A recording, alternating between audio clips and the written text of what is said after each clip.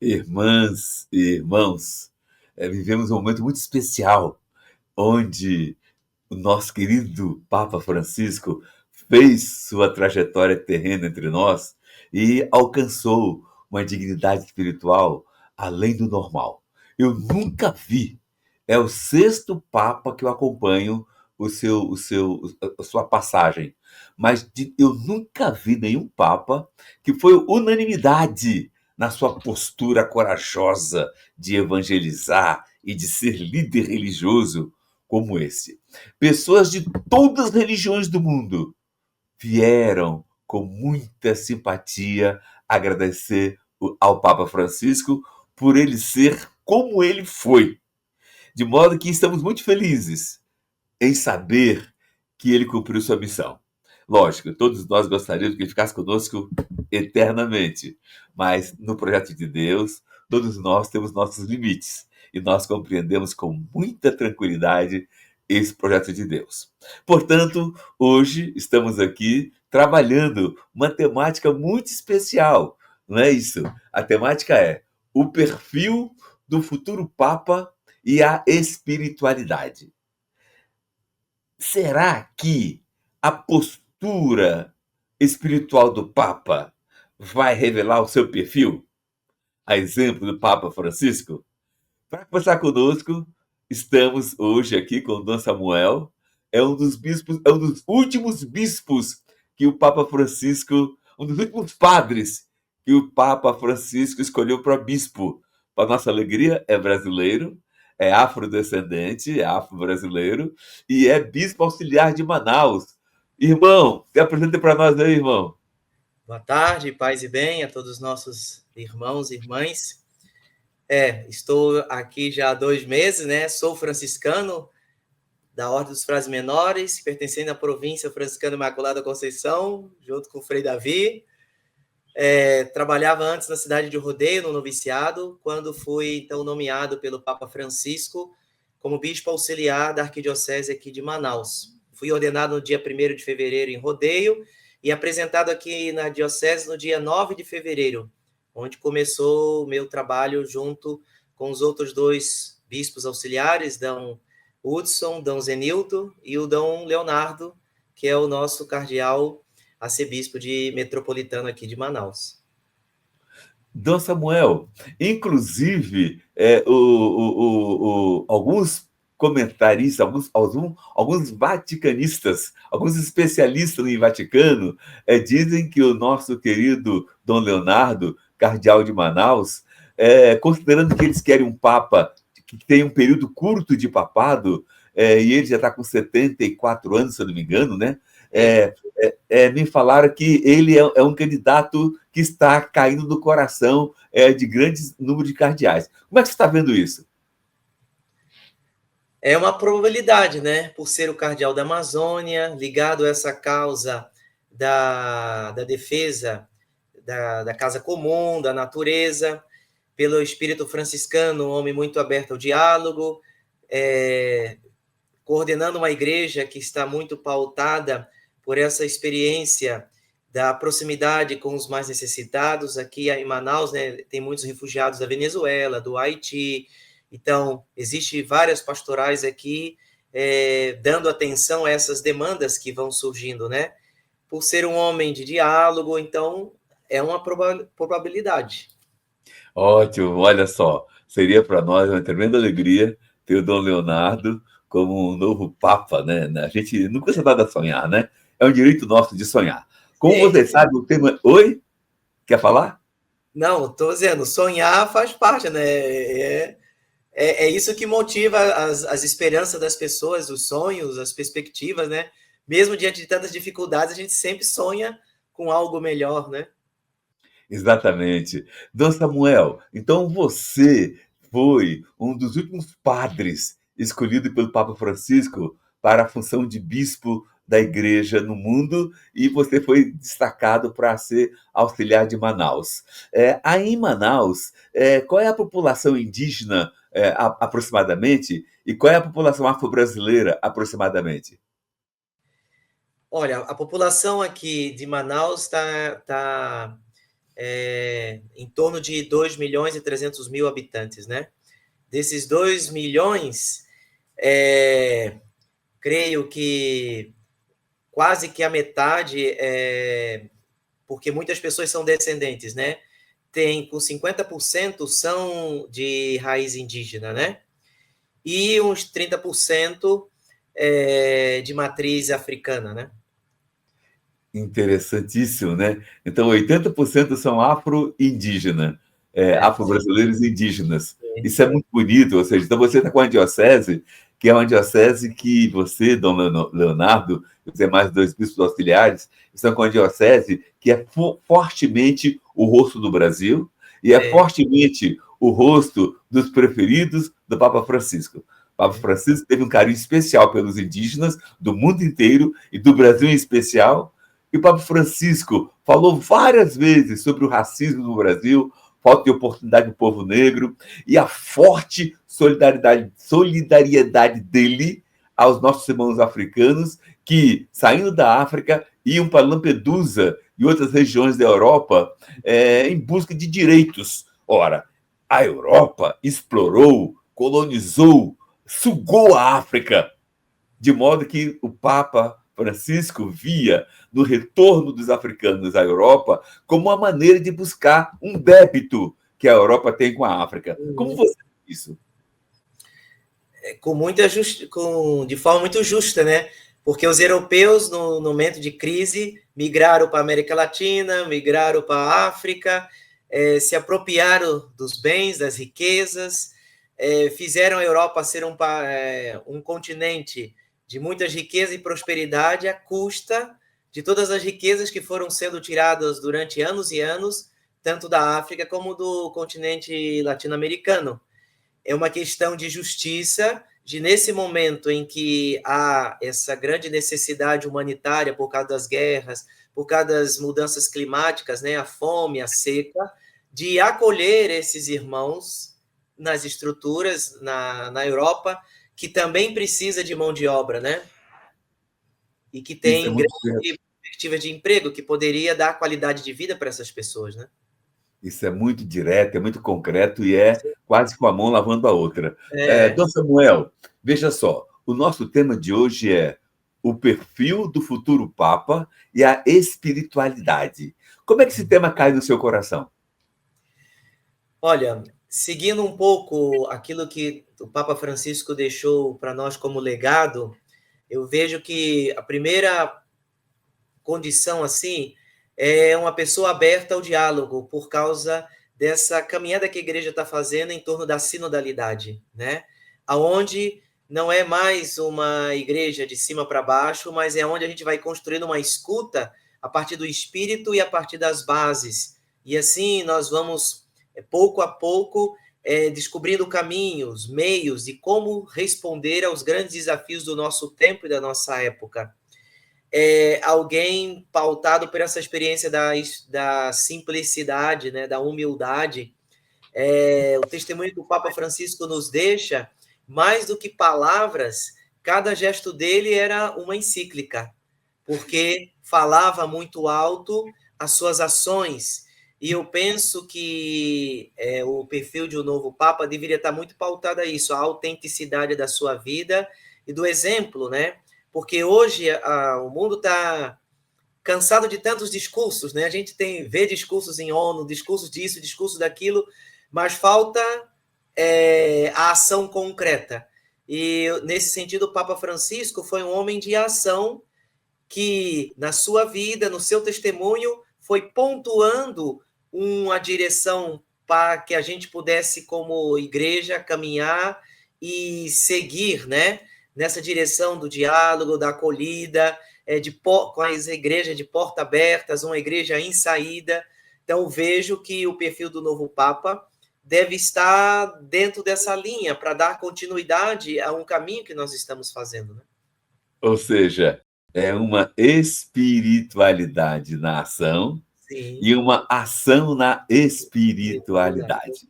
Sim. Nessa linha, meu irmão Dom Samuel, como você explica o fato de que a espiritualidade colocada em prática pelo Papa Francisco encantava pessoas de todas as expressões religiosas e até de ateus. Como Sim. você explica isso? Porque a espiritualidade transcende as religiões, né? A espiritualidade, já está dizendo, parte dessa experiência do amor que você dedica ao outro, não simplesmente por uma dimensão sociológica, antropológica, mas por causa da própria fé nesse Deus que é nosso Pai e que faz com que a gente compreenda que todos nós somos irmãos sem distinções. Então, quando a gente começa a colocar isso em prática, você vai rompendo as barreiras que o nosso mundo moderno vai criando, né? Criando rótulos, você é de tal religião, você é de tal país, você é de tal grupo étnico, e tudo isso, em vez de nos aproximar, nos distancia. O Papa Francisco, nesse sentido, foi vivendo essa espiritualidade do encontro, essa espiritualidade da escuta, essa espiritualidade do estar junto com o outro, né? Nas suas lutas, nos seus dramas, no seu sofrimento. Então, nesses últimos dias, o quanto ele sofria e oferecia o seu sofrimento pela questão da paz, né? Diante de tanta tecnologia e ciência, nós ainda vivemos a burrice, né, de gastar milhões e milhões de recursos com armamento, com destruição. Então, tudo isso é antagônico. Que sociedade nós estamos vivendo, que não somos capazes do diálogo e de forma diplomática resolver as questões, os litígios, né? Partimos para o tempo da pré-história, onde era tudo na pancada, no tiro, na morte, né? Verdade, verdade. Ou seja, o mundo quer ver uma espiritualidade e um Papa que tenha uma espiritualidade do compromisso com a paz, como Francisco foi fortemente compromissado com a paz. Samuel, você como um dos últimos padres eleito bispo pelo Papa Francisco, o que você mais admira na espiritualidade do Papa Francisco? A simplicidade e essa humanidade. Um homem que não teve medo de mostrar a sua realidade humana da fragilidade, de se despojar de suas vestes e entrar na basílica só vestido de roupa. Então, você é um homem muito humano, sem medo de viver aquilo que é próprio do humano, né? A mútua ajuda, a nossa dependência um do outro, essa capacidade de estar sempre aberto para escutar o posicionamento do outro. Isso, para nós, é uma chave de abertura para a gente construir uma sociedade nova. Exatamente. Você lembra daquela ocasião em que uma criança chorando foi ao encontro do Papa Francisco, falando que o pai dele havia morrido e o pai dele era ateu. Ele estava preocupado se o pai ia ou não para o céu. E o Papa Francisco respondeu de um jeito humano, de um jeito carinhoso, de um jeito confortável. Que espiritualidade estava ali alimentando o Papa Francisco para dar uma resposta tão humana e tão, assim, tão leve e tão confortável como aquela? De pai que acolhe o filho nas suas necessidades, que se coloca no lugar do outro e estende as mãos para acolher no seu coração, no seu peito. Então, o Papa Francisco era muito simples e com respostas assim muito contundentes diante de situações assim inusitadas que aconteciam, né? Então, ele estava sempre muito aberto a vivenciar os momentos que as circunstâncias permitiam, né? Exatamente, muito bonito. Olha só, o Papa Francisco, Dom Samuel, você tem consciência disso? Ele era muito incomodado com a falta de compromisso dos sistemas políticos, tanto o comunismo como o capitalismo, falta de compromisso com os pobres. Então, o Papa Francisco convocou jovens do mundo inteiro formados em economia, com a intuição de tentar motivar esses jovens criarem um bloco positivo de pensamento e fazer surgir um novo sistema político no mundo, que não fosse nem comunismo, nem comunista e nem capitalista. ele então deu o nome a isso de Economia de Francisco. Como você explica isso? E em que pé está hoje o debate sobre esse sistema Economia de Francisco na igreja e no mundo? Esse sistema tem um nome muito bonito, Economia de Francisco, né? Hoje, a gente vê que todas as economias já coloca no centro o econômico e não a vida humana, não a pessoa humana, né? Nós estamos em função do econômico. Na economia de Francisco, a economia deve estar em função da vida das pessoas, em promover o ser humano a uma inversão de valores, né? Aonde toda a dinâmica, toda a engrenagem que faz o mundo girar devia se direcionar para essa promoção do desenvolvimento da qualidade da vida humana, de forma a que a gente pudesse realmente se desenvolver e crescer cada vez mais na nossa humanidade, né?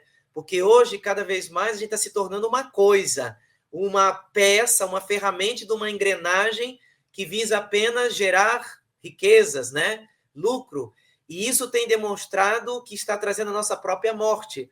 Você vê a poluição, a destruição, os desmatamentos, toda uma engrenagem de morte, que quanto mais riqueza gera, mais a gente vê o sofrimento humano, porque nos países mais ricos, que se suponha que a qualidade de vida era maravilhosa, há pobreza, há miséria, há violência. Então, vamos dizer, está comprovado que você desenvolver economicamente não significa automaticamente desenvolver humanamente a qualidade de vida. Então, é preciso inverter isso. A gente tem que trabalhar pelo desenvolvimento humano, usar a economia de forma a promover a educação, promover a integração das pessoas, promover o saneamento básico, a qualidade de saúde. Então, fazer com que a vida tenha uma qualidade realmente de vida, né? Porque hoje a gente vê concretamente que não tem. E nos grandes centros, cada vez mais a gente vê pessoas adoecidas, né? Verdade. Infelizmente você tem razão. É um problema gravíssimo que estamos enfrentando, mas a esperança que está em nós, ela cada vez mais nos deixa firmes e, inclusive, na expectativa de que o Espírito amoleça o coração dos cardeais e nenhum deles se deixe votar a partir de visões equivocadas, mas todos votem e escolham o Papa em função da inspiração do Espírito. Dom Samuel, antes de você ser escolhido pelo Papa para ser bispo, ou depois de ser sagrado bispo, você teve a oportunidade de se encontrar com o Papa Francisco? Pessoalmente, eu não tive a oportunidade de encontrar com ele, porque seria em setembro, no encontro dos novos bispos. Mas eu senti esse encontro na carta, na bula que ele escreve, né, da minha nomeação. Então, não é uma bula jurídica, é uma bula assim muito como se nós estivéssemos conversando, né? Meu amado filho, você que viveu esses anos na vida religiosa. Então, quer dizer, ele o texto é como se ele estivesse conversando com a gente. Então, ali deu para sentir essa proximidade, entendeu? Dom Samuel, também o Papa Francisco esteve aqui no Rio de Janeiro, em 2013, no encontro com a juventude.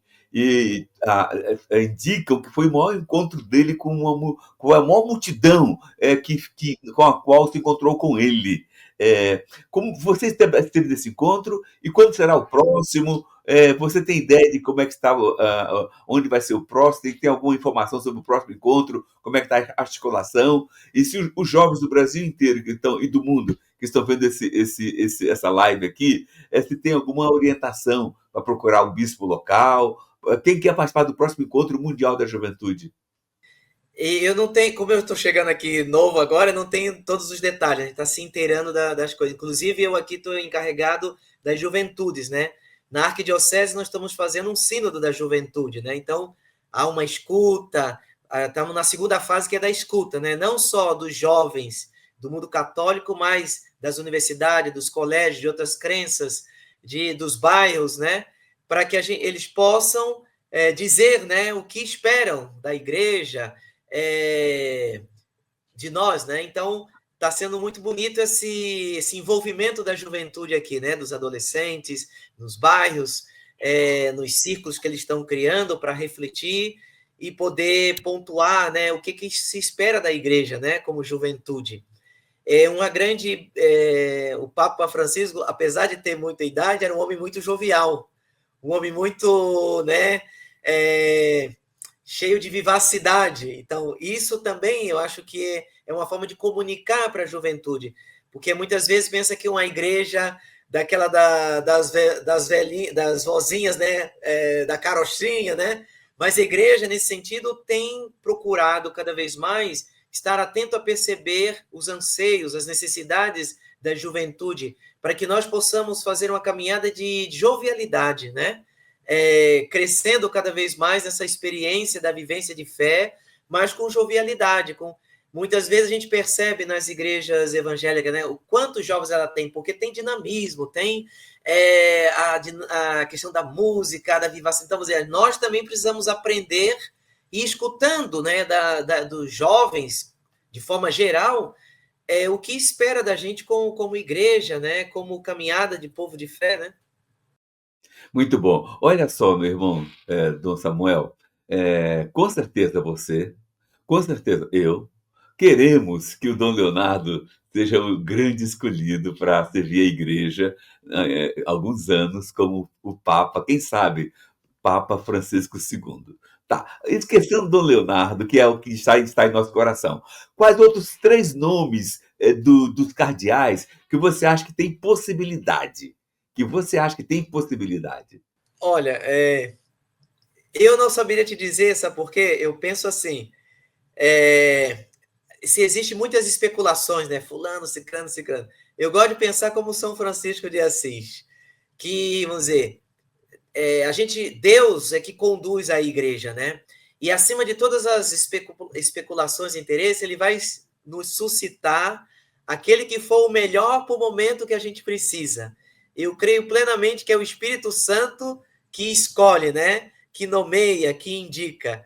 Então, eu não, pessoalmente, não estou tendo preocupação em, vai ser fulano, cicrano.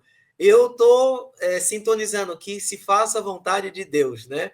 E que Deus vai querer o melhor, né? Que seja um Papa que dê um passo além daquilo que o Papa Francisco fez, que possa realmente nos abrir para responder os desafios do nosso tempo, que é um tempo bem complexo, né? Com muitos conflitos, com muitos sofrimento humano. Então, eu penso que tem que ser um Papa que nos ajude como igreja ser o samaritano, né, que estende os braços para acolher o irmão caído nas estradas existenciais e sociais da nossa vida. Então, eu te diria isso, porque realmente não tenho me preocupado com nomes. Entendi. Você foi bem diplomata, hein? Já pode se candidatar para... Se Não, mas prepare. realmente, as pessoas falam, não, nem fixo assim, sabe? Eu estou realmente, eu estou rezando e confiando. Deus vai nos conduzir para que seja o melhor pastor. Entendi. Dom Samuel, olha só. Papa Francisco, ele era jesuíta. E ele era encantado pela vida de São Francisco de Assis. Quando ele escolheu o nome Francisco, alguns jesuítas amigos meus falaram que ele escolheu o nome Francisco por causa de São Francisco Xavier, que é um santo jesuíta. Depois que descobriram que o motivo não foi São Francisco Xavier, mas foi São Francisco de Assis.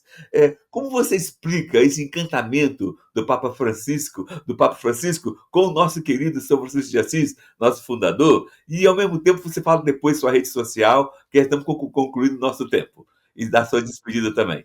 Eu vejo, vamos dizer, São Francisco de Assis é o santo dos pobres, é o santo da simplicidade, é o santo do povo, nesse sentido, que harmoniza a vida, integrando, né, ao Cântico das Criaturas. Então, o Papa Francisco se inspira nele, nesse sentido, escolhendo o nome dele, para que, na inspiração do nome, pudesse fazer todo o seu projeto de vida como Papa, né, na sua evangelização. E em tudo ele se mostra um verdadeiro Francisco. O Papa dos pobres, o Papa da acolhida, o Papa da simplicidade, o Papa da pobreza, o Papa que quebra paradigmas e estruturas de poder, né, vivendo a simplicidade. Então, ele encarnou muito bem o nome que ele assumiu como projeto de vida. Entendi. Olha, com certeza você tem uma rede social.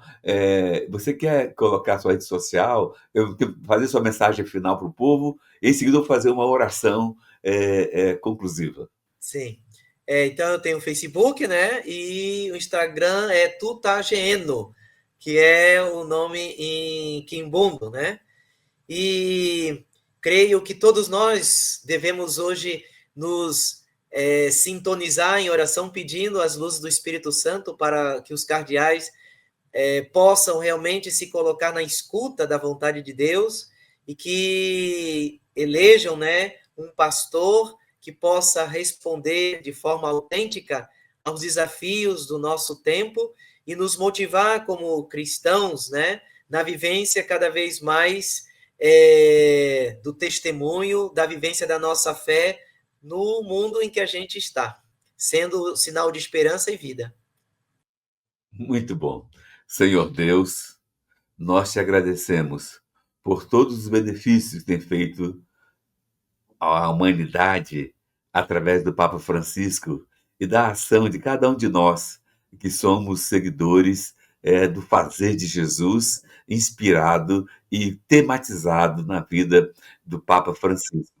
Senhor Jesus, por várias vezes o Papa Francisco condenou a discriminação, a perseguição ao povo negro, a matança de pessoas negras. Quando George Floyd foi assassinado, torturado nos Estados Unidos, o Papa Francisco foi muito corajoso em denunciar a tortura contra o povo negro que acontece nos Estados Unidos, no Brasil e em várias partes do mundo. Senhor Deus, dê a todos nós, brancos e negros, cristãos e não cristãos, esse compromisso também de lutar por um mundo melhor. E especialmente, Pai querido, a ação civil pública por danos coletivos que a Educafro acaba de abrir contra o shopping Higienópolis, aqui de São Paulo, que é um dos shoppings mais chiques do mundo, que já praticou 5 atos de racismo contra pessoas negras nos últimos dias, que essa ação civil pública por danos coletivos à comunidade negra caia na mão de um juiz justo, honesto e sincero e dê ganho de causa ao povo afro-brasileiro. Que cada pessoa, Pai querido, do mundo inteiro, do Brasil em especial, e que estão agora participando desse momento, que é essa mesa da reflexão, espiritualidade de nação, possa enviar lá para a Capela Sistina, para os nossos irmãos cardeais, muitas energias espirituais. E assim, cada cardeal não se deixe levar pelo espírito do mundo que perpassa todos nós, mas que eles se dispam do espírito do mundo e abracem o espírito de Deus na escolha do sucessor do Papa Francisco. E quem sabe possamos dizer Papa Francisco II. Também, Pai querido, nós te pedimos que a Igreja Católica acelere a avaliação da postura do Papa Francisco e já acelere, porque a vida dele foi o suficiente para dizer que ele já merece o título de beato e merece o título de santo. Todos nós entendemos que santo é o que ele fez. Santo é o que ele fez. Um mártir que morre martirizado, uma pessoa que morre martirizada, ela já é santa automaticamente. Fazer o que ele fez, enfrentar o que ele enfrentou, foi muito mais que um martírio.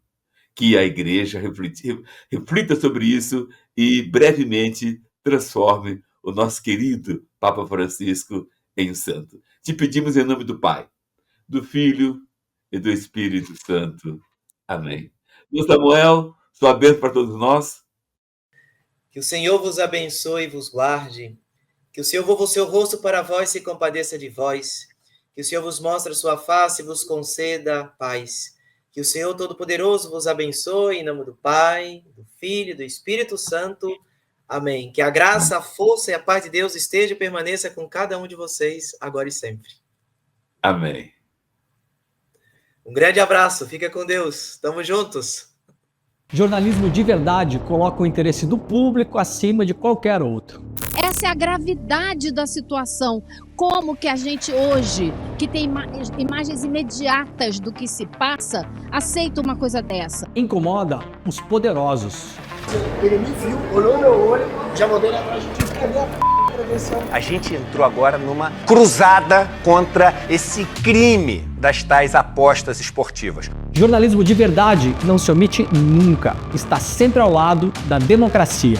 Que eu já falei várias vezes, né? Sobre como o Cid omitiu e até mentiu algumas vezes. As urnas, elas funcionam. A denúncia foi recebida por unanimidade. Não descansa, porque a notícia também não.